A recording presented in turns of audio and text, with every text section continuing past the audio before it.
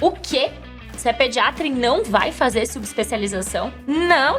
Todo pediatra precisa de uma subespecialização. Será mesmo? Hoje eu vim aqui desmistificar esse tema e falar tudo que você precisa colocar na balança para ver se realmente fazer uma sub faz sentido para você. Então, chega mais aqui comigo.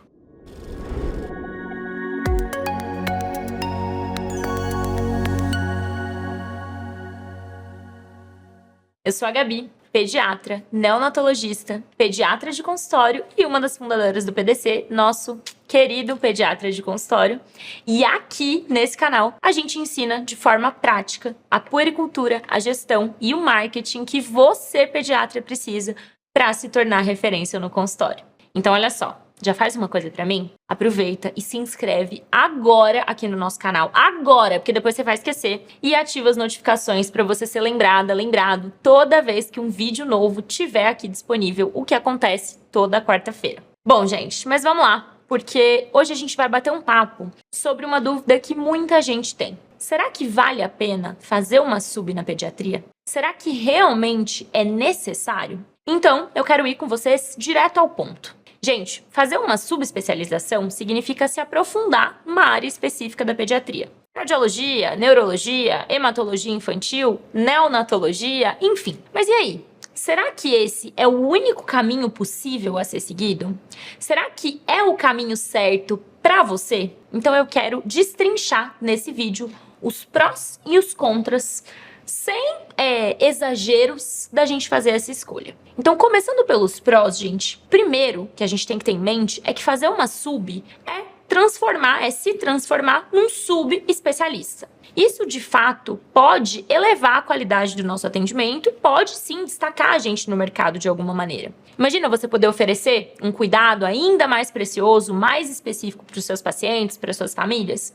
Isso pode não só aumentar a confiança dos pacientes e dos pais em você, mas também aumentar a sua satisfação pessoal como profissional. E claro, né, gente, quem é que não quer ser reconhecido por ser excelente no que faz? Todo mundo. Um outro ponto super importante da gente comentar aqui é que a sub, ela pode ser o diferencial que atrai mais pacientes para o nosso consultório. Isso porque muitos pais, às vezes, eles vão procurar especialistas para atender necessidades pontuais daqueles filhos. E essa referência pode sim ser um grande atrativo, caso você tenha esse título. Ah, e uma coisa que a gente não pode esquecer. O título de subespecialista, ele pode sim abrir portas em hospitais e clínicas especializadas, onde a demanda por especialistas é maior. E claro, a gente não pode esquecer, ser hipócrita, tem sim um lado financeiro, porque os subespecialistas normalmente eles podem cobrar um pouco mais pela sua expertise, então uma avaliação, por exemplo. E isso pode sim aumentar a renda desse profissional de forma até significativa ali durante um mês. Então, com a especialização, com a subespecialização, você pode oferecer serviços que outros pediatras não podem oferecer, justificando um valor mais alto pelas suas consultas, entendeu? Isso, portanto, pode melhorar a sua sustentabilidade financeira e permitir que você invista mais ali na sua prática. No meu caso, como neonatologista, por exemplo, por muito tempo eu usei a minha sub para fazer sala de parto particular e aumentar a renda do consultório com esse serviço específico. E dá certo demais. É que hoje eu tô velha, né, gente? Não quero mais acordar de madrugada pra pegar bebê.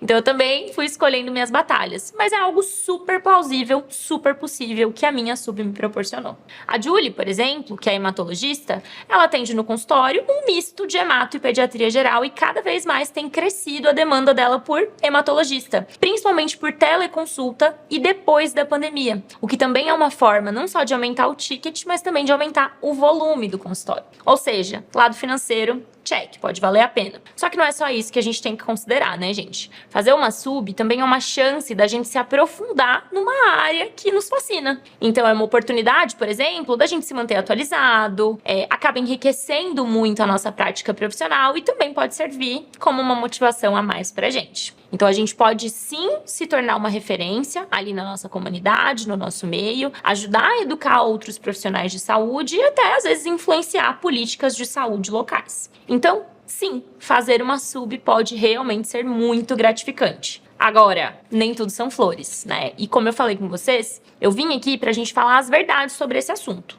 Então eu quero mostrar os dois lados da moeda, os dois lados de fazer uma sub ou não fazer. Então agora, vamos falar um pouco, a gente falou dos prós, vamos aos contras. Gente, eu vou começar pelo fato de que fazer uma sub exige um investimento muito grande de tempo e energia. Ai, mas fazer a primeira residência também. Sim, claro, óbvio. É muito cansativo. Se uma residência é cansativa, imagina 2 residências então, né, minha gente? Então, assim, são anos de estudo, de prática adicional e muitas vezes com plantões noturnos, plantões de fins de semana, aquela carga horária da residência, a famosa vida de residente, só que por 4, 5, 6 anos e não só por 2 ou 3.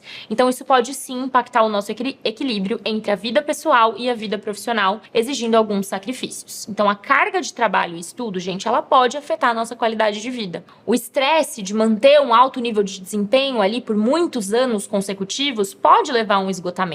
E trabalhar em horários irregulares, a gente sabe que também impacta a nossa vida social, familiar, pessoal como um todo. Então é importante a gente olhar para as estratégias de autocuidado. Porque o custo de uma subespecialização, ele pode ser alto, tanto em dinheiro quanto no nosso bem mais valioso, que é o nosso tempo. As taxas de cursos, material de estudo, uma possível perda de renda durante a formação, porque a gente acaba não conseguindo trabalhar com outras coisas, são fatores que a gente precisa considerar. E é essencial, então, que a gente se planeje financeiramente para garantir que consegue sustentar esse investimento. E claro, tem a questão da demanda de mercado. Nem todas as subespecialidades vão ter uma alta demanda. Antes da gente investir nessa formação, é muito importante que a gente pesquise se há procura suficiente por aquela especialidade onde a gente pretende atuar. Porque caso contrário, a gente pode não ter o retorno esperado e se frustrar muito por ter passado mais 2, 3, 4 anos fazendo uma sub e depois não ter volume de paciente para ela. Então, a gente precisa sim olhar para tudo isso e, por fim, muitas vezes a decisão de fazer uma sub, ela é influenciada por pressão externa. Eu deixei essa por último de propósito e vocês já vão entender por quê. Gente, cair nessa pressão pode levar a escolhas que não estão exatamente alinhadas com os nossos interesses. Por isso, é muito importante a gente garantir que a decisão de se especializar, ela é baseada nas nossas próprias paixões e nas nossas metas. Porque senão a gente pode sim lidar com frustração e arrependimentos futuros. Afinal, é a nossa vida e a nossa carreira que vão estar em jogo. Então eu queria compartilhar um pouquinho com vocês uma experiência pessoal minha. Quando eu decidi fazer sub de neonatologia, muito da minha decisão foi pela pressão externa. De como assim você não vai fazer sub? Não, tem que fazer, pediatra precisa. Então eu caí nessa pressão de ter que fazer a sub. E muita gente dizia pra mim que pediatra que se preze tem que fazer sub. E eu me afetei demais com isso. Eu considerei mais essa pressão do que a minha própria visão de futuro, que era ser pediatra de consultório, cuidar das minhas crianças, das minhas famílias. Então, eu passei no serviço dos sonhos para fazer a sub, eu fiz USP, a maioria de vocês já sabe. Foram sofridos anos de residência, um estilo de vida horroroso, mas sempre com a desculpa de que depois melhora. Só que quando eu me tornei neonatologista, e olha que eu sempre trabalhei em bons hospitais, eu percebi que a realidade não era bem como eu esperava. Então, aqueles infinitos plantões, um monte de plantão noturno, plantão de final de semana, plantão de feriado, o que afetava seriamente, né, a minha saúde e a minha qualidade de vida. Um ambiente que era pouquíssimo favorável ao meu objetivo principal, que era o consultório, e isso foi bagunçando tudo, né? Então, crise de ansiedade, crise de pânico, enfim, um momento muito, muito difícil da minha vida.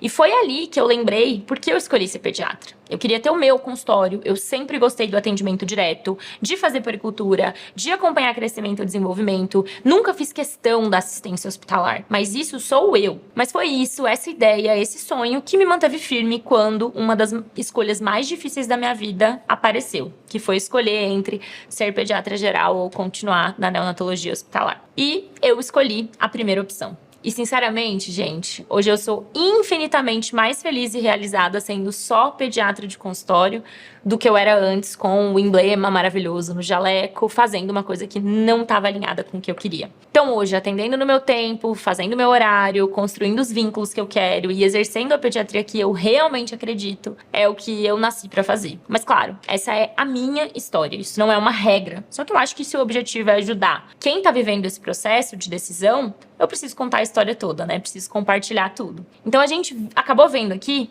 prós e contras da subespecialidade. Mas depois de tudo isso, eu quero te mostrar como você pode decidir. Primeiro de tudo é fazer uma autoavaliação. Pensar no que você realmente ama dentro da pediatria. Depois, gente, algo que poucas pessoas fazem. Pesquisa de mercado. Conversar com os colegas, ver quais são as especialidades que estão em alta ou quais as especialidades, como é que é a demanda, como é que é a rotina, o retorno financeiro daquela especialidade, o estilo de vida. E não menos importante, considerar como isso vai impactar a sua vida, a sua rotina, a sua família. Porque no final das contas, a decisão de fazer sub ou não fazer, como tudo na medicina, não existe receita de bolo pronta. É muito pessoal. Tem lado bom, tem lado ruim, e no fim só você vai poder decidir qual é o caminho certo pra você. Mas nunca se esqueçam de uma coisa: a carreira médica, ela é uma maratona, ela não é uma corrida de 100 metros. E cada pessoa corre a sua no seu ritmo e no seu tempo. E não esqueçam que não existe receita de bolo.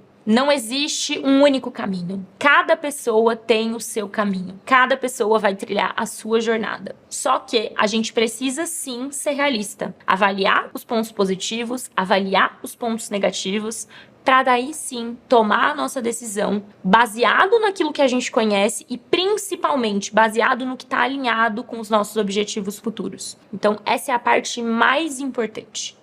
Então olha só, se esse vídeo serviu para você de alguma maneira, já, de novo, clica aqui e se inscreve para você não perder nenhum. E se você quiser fazer parte do PDC e ter acesso à metodologia que vem ajudando aí mais de 1.300 pediatras a atenderem no consultório, com mais pacientes, mais famílias fidelizadas, mais lucro também, confere agora o link que tá aqui na descrição desse vídeo, que a gente tá com uma oferta super especial para você. E claro, não esquece de ativar as notificações para receber os nossos vídeos novos toda quarta-feira. Um beijão, gente, e até a próxima semana.